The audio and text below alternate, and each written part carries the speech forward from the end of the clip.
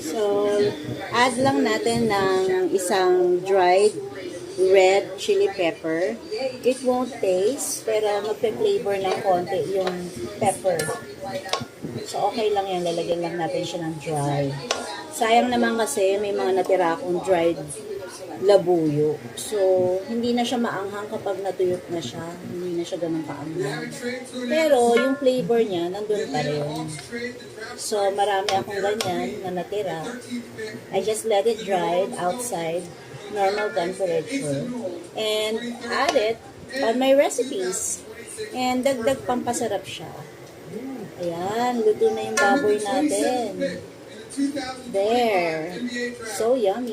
Konting kulo pa para mas lumasa yung dried pepper. And we're gonna start seasoning it with my favorite garlic salt badilla. Ang sarap. Pampadagdag ng sarap sa bawat niluluto. Konti lang kasi maalat na siya because of the soy sauce. Tingnan natin. Pakuluin natin siya na mas mataas na apoy. I'm increasing it from 800 to 1,000 watts. If you're using an induction cooker, ang low heat nito is normally at 800 watts. Yun ang pinaka-low heat ko. Normal heat is, or medium heat is 1,000 watts. There. Ang sarap niya na. Ang bango niya, guys. Ang sarap. Gusto ko nang kumain. Nakakagutom.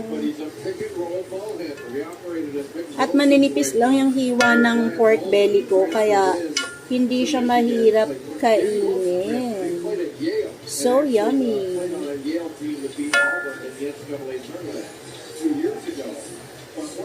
Tikman natin kung masarap na yung sabaw.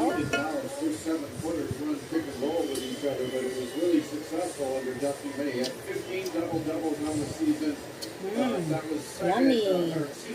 Masarap din pala ang Coke. Dagdagan pa natin ng konting salt.